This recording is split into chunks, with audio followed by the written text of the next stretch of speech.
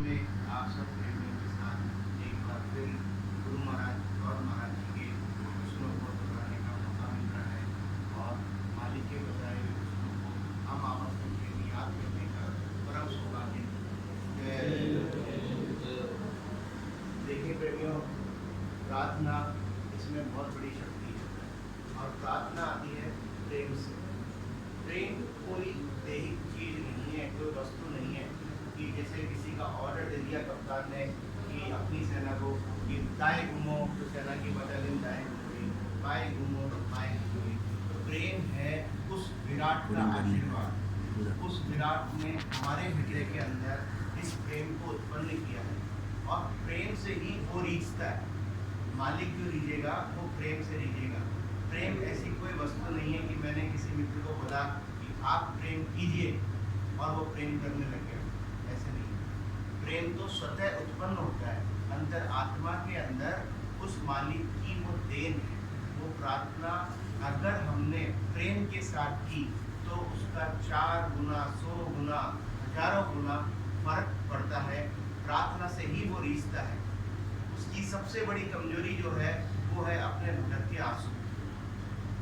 यहाँ पे आकर के वो सब देख सकता है, लेकिन अगर आपने उसकी याद में 2 आंसू गिरा दिए और उसको बड़े प्रेम से आपने याद कर लिया तो आप ये समझो कि वो विवश हो जाता है आपके कामों को करने के लिए, इस लोक के भी और परलोक के भी। सवाल सिर्फ इस बात का है कि मेन वस्तु जो है वो प्रेम है।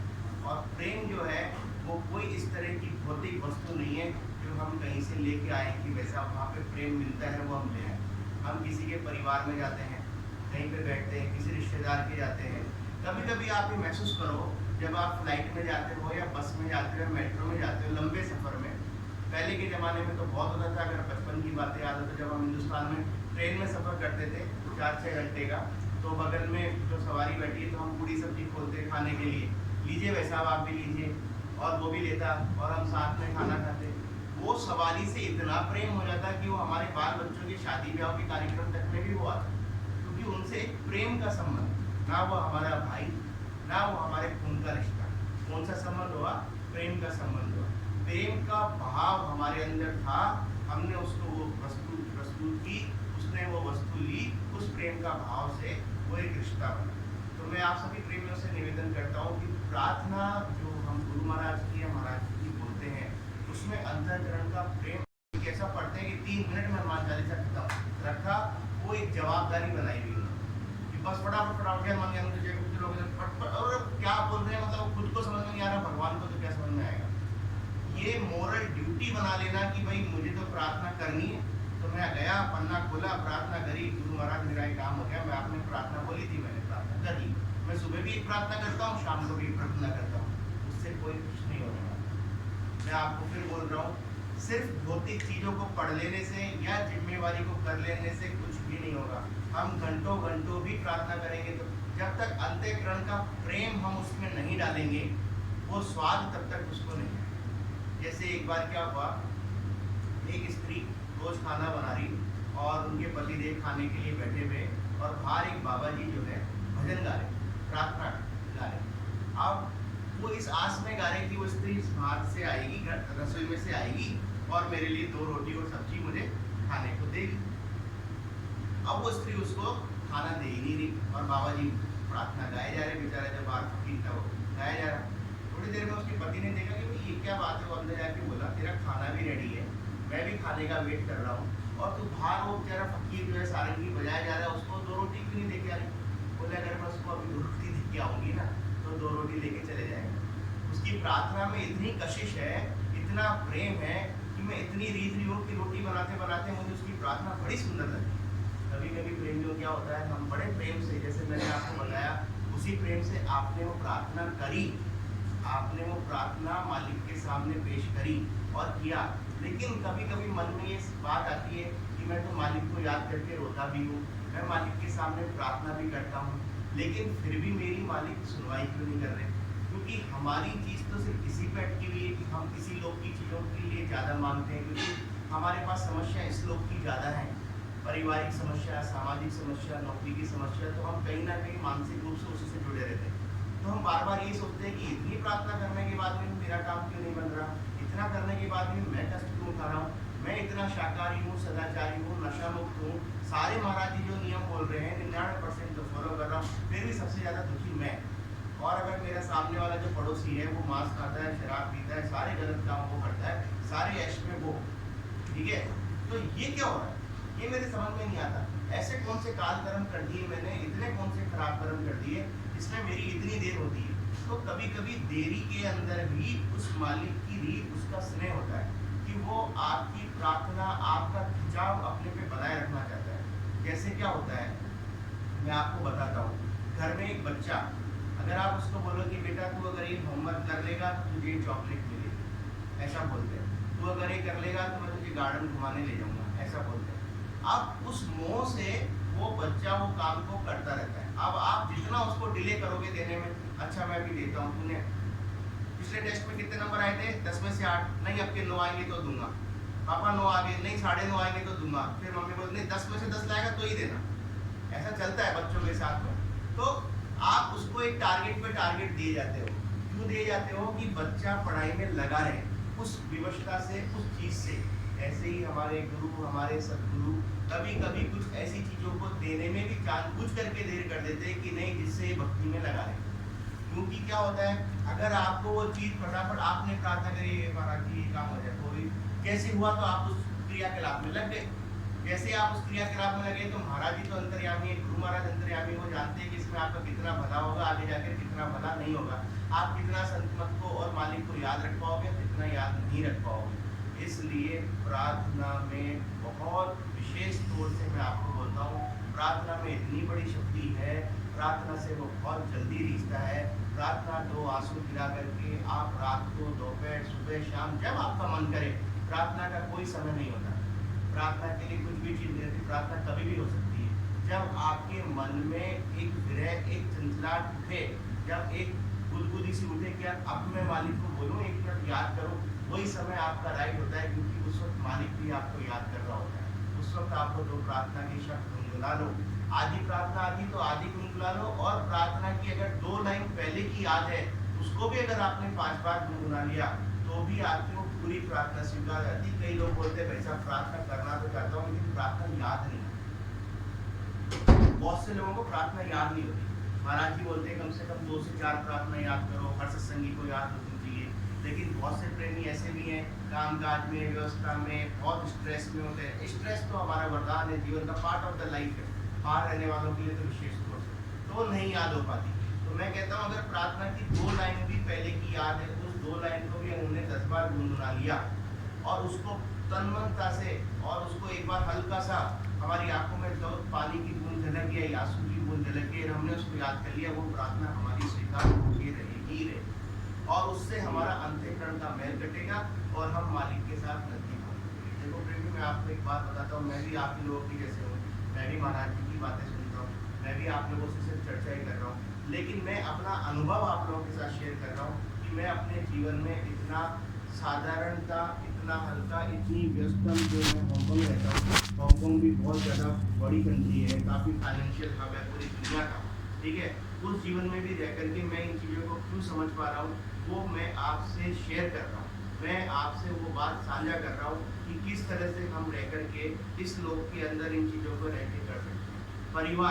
परिवार की मैं आपको बात करता हूँ, जो आज की तारीख में एक बहुत समस्या है जीवन में। अपने परिवार से कभी नाता रिश्ता नहीं तोड़ना, अपने परिवार से, भाई से, बहन से, अपने लोगों से कभी रिश्ता नहीं तोड़ना। कभी ये मत सोचना कि ये छोटी छोटी बात से ऐसा हो जाता है। परिवार में एक ऐसी शक्ति होती है जो हमारी दृढ़ता होती है, हम उस परिवार से जुड़े होते हैं, हमारा गोत्र है, हमारा परिवार है। कभी ये मत सोचना कि अब मैं आज बाहर विदेश में आ गया, अब मैं ये 2 पैसा कमाता हूँ, मेरी पत्नी मेरी जेठानी के साथ ये बोलती है, देवरानी के साथ बोलती है, कभी नहीं। परिवार की एकता आपको सुदृढ़ता प्रदान करती है। परिवार का स्नेह जीवन में बहुत जरूरी है, क्योंकि वो आपकी जड़ें हैं। जड़ों में अगर पानी सूख जाए तो पत्ते पीले पड़ने लग जाते हैं। जिस तरह से अध्यात्म हमारे जीवन में जरूरी है, ये स्नेह सबसे, मैं बार बार आपको मेरी जो भी बातें हैं स्नेह के ऊपर इसलिए बोल रहा हूँ कि सुनना और बोलना दोनों में बहुत बड़ा अंतर है। कोई भी वक्ता आपको बोल के जा सकता है, लेकिन वक्ता को वही बात बोलनी चाहिए जो वक्ता करता हो या कर रहा है। वक्ता कोई अधिकार ऐसा नहीं है वो बात बोलने का जो वो नहीं कर रहा। जब ये वक्ता समझने लग जाए तो हमारे जीवन में कितनी अच्छी बातें हो जाएगी। कुछ भी चीज़ सुन के और बोल देना बहुत आसान बात है, लेकिन उसको अपने जीवन में उतार देना वो बहुत बड़ी बात है। जिस हिसाब से महाराज जी ने एक बार हमको सत्संग में कथा बताई थी, वो आप सबको भी मालूम होगी कि एक बच्चे को लेके आई माँ की, महाराज जी गुड़ नहीं छोड़ रहा, बोले 7 दिन बाद लेके आना। 7 दिन बाद लेके आया तब उस बच्चे ने खूब दबा के गुड़ खाया, खूब मिठाई खाई, और फिर जो है आने के बाद में महाराज जी के पास फिर लेके आई।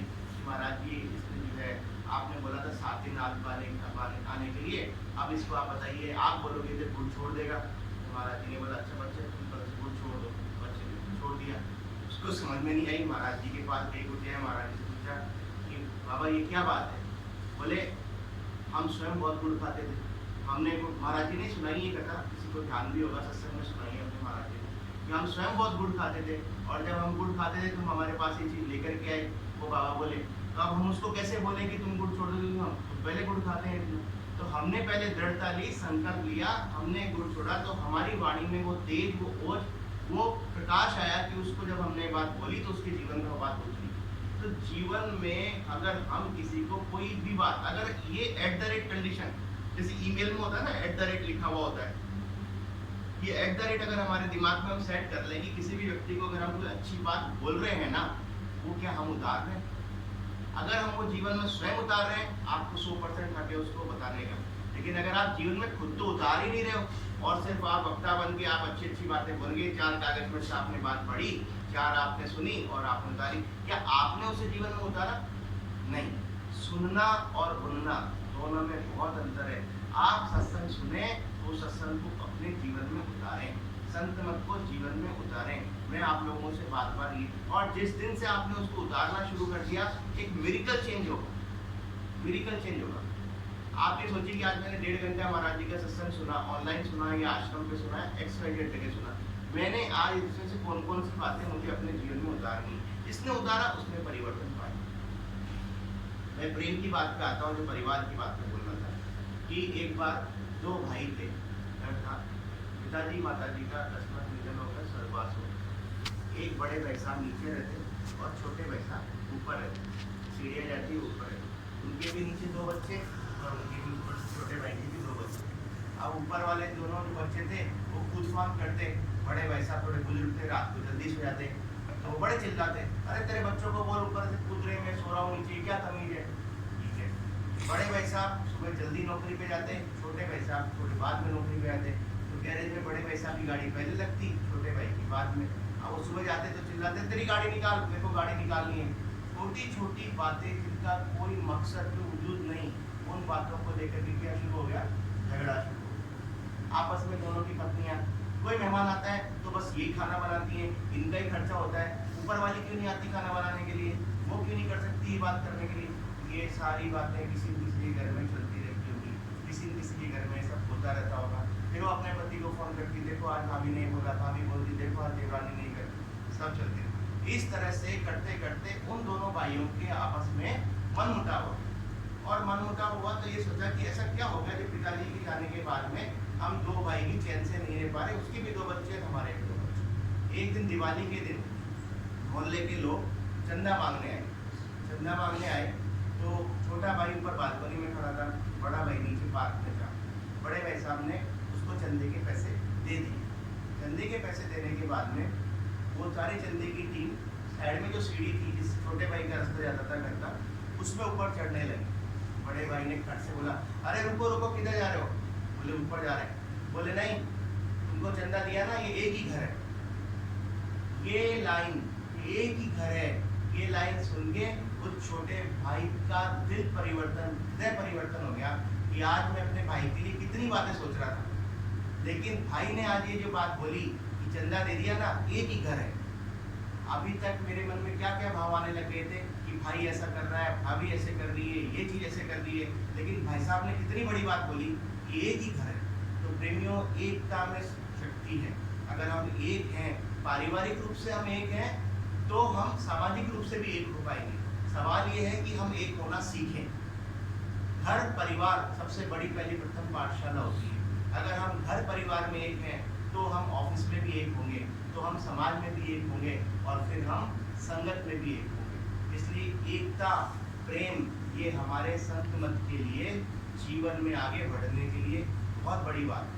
जिस तरह से कभी कभी जिस तरह से यहाँ पे खाना खिलाया जाता है, सत्संग के बाद में भोजन प्रसादी दी जाती है, कितने मनोहार से कहते हैं, अरे भाई साहब खीर तो लेनी पड़ेगी, अरे भाई साहब पूरी तो लेनी पड़ेगी। ये जो स्नेह है, वो स्नेह हमको हमारे परिवार में या हमारे रिश्ते में भी हम जाते हैं तो आज की तारीख में देखने को नहीं।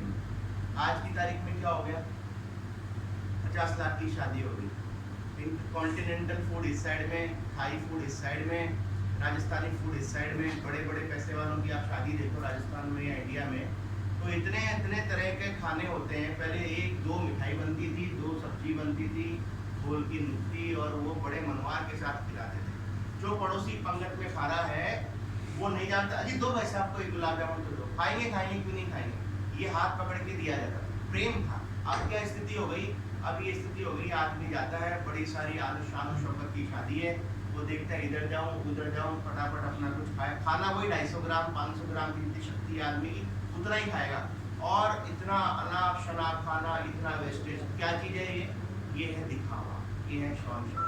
और इस शान शौकत को देख के जब हम आते हैं तो हमारे भी मन में कहीं से चिल्लाहट उठती है कि यार अपने को भी ऐसी करनी है शादी, अपने भी जीवन में करना। बस ये टारगेट ले लिया और दुख चालू हो गया साथ। क्योंकि दुख कैसे चालू हो गया, अब उतना कमाओ, उतनी चीजें करो, और जब उसके लिए करोगे परेशान।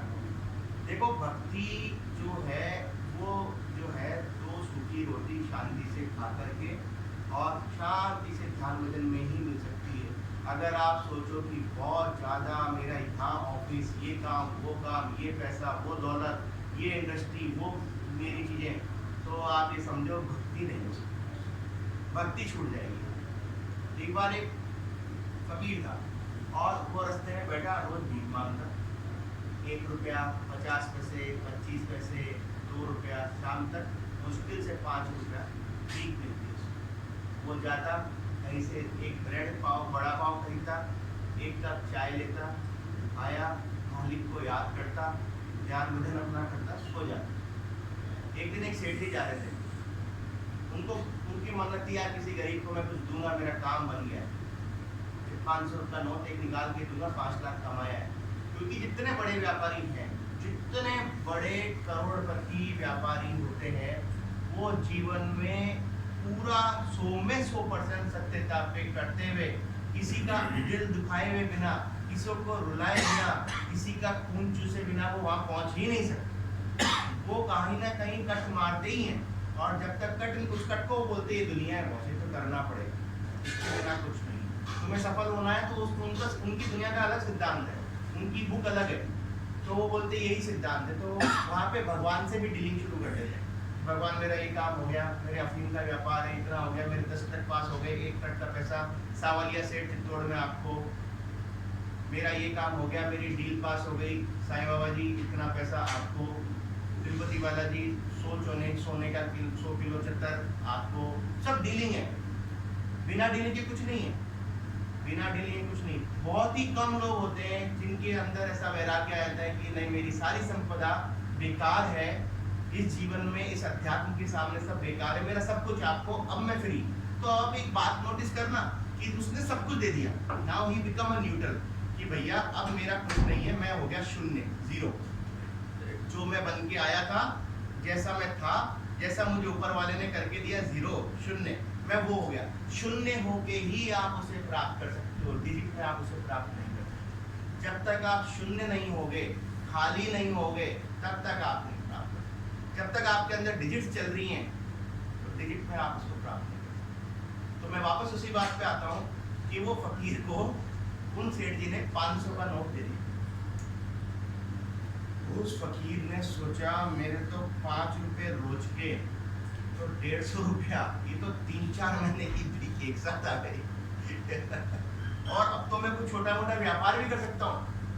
इस 500 रुपए से मैं ये कंबल खरीद सकता हूँ जो पड़ोसी बेचता है, मैं सब्जी खरीद कर ठेला लगा सकता हूँ, दिन भर में 500 की सब्जी बेचूंगा, 700 हो जाएंगे 2 ही दिन में, फिर 1400 हो जाएंगे। फिर नहीं, सब्जी नहीं करते हैं, शॉल का बिजनेस करते हैं, नहीं शॉल का नहीं करते, शरबत का बिजनेस करते हैं। ऐसा करते करते उसकी रात हराम हो गई, ध्यान भजन भी के समय निकल गया, शाम का सब निकल गया, खाना वो भूल गया कि आज मेरे खाने का टाइम था। वो नाले पे क्या उसको 5 रुपए में होंगे तो वो भी बंद हो गया, क्योंकि उसको तो खाने के घोड़े दौड़ने लगे दिमाग में 500 का। वो बोला भगवान क्या स्थिति है इस 500 के नोट में, मेरा ध्यान भजन गया, मेरी वो बड़ा पाव की दुकान बंद हो गई। ये 500 का नोट इतना खतरनाक। उसने 500 का लगाया गंगा जी में जहाज और भाया भाई मेरा वो 5 रुपया बेटर है कि मैं भजन कर रहा हूँ। तो मैं आपको एक बात बताता हूँ, जिस तरह से हम पैसे के लिए भागते हैं कि भाई पैसा आ जाए ये कर लूंगा, पैसा आ जाए वो, मैं आपको सच्ची बोलता हूँ, आ जाए वो आप कर ही नहीं सकते। आपके पास में दूसरे दिन उससे 10 गुना बड़ा टारगेट खड़ा है। इसी को महाराज जी बताते हैं माया का खेल। इसी को महाराज जी ने बताया ये खेल, इस खेल में कभी कोई अपनी मंजिल प्राप्त नहीं कर पाया। मंजिल तो हमारी हो, हमारे दिमाग को भी रख जाते हैं, फिर आके बैठ जाते हैं, इसको सुन लेते हैं, फिर वापस जाते हैं, जैसे चप्पल भी पहनते हैं और वापस दिमाग का मुकुट वापस पहन लेते हैं जो इस जमाने का है, ये है वो है, और फिर चालू हो जाता है। जिस तरह से हम निर्मल होकर के सत्संग में सुनते हैं वो चीज हमारे हृदय में उतर जाए, रातों रात परिवर्तन, रातों रात परिवर्तन। संत मत कुछ भी बुक या कुछ भी पढ़ने लिखने का नाम नहीं, संत मत है केवल करनी का मार्ग, जो करे सो पाए। कर और मैजिक देख, सुन कुछ भी नहीं होगा, दिन रात सुन। संस्कार चैनल पे चले जा, सुबह 5 बजे से लेकर के रात को 12 बजे तक, 12 के तो 3 बजे भी खोल टीवी पे, एक के बाद एक बाबा जी बोल ही रहे, रोज सुनता रहे उनको। तो उतार मत जीवन में, कुछ नहीं होगा। डॉक्टर के जा, दवाई लेके आ, 1000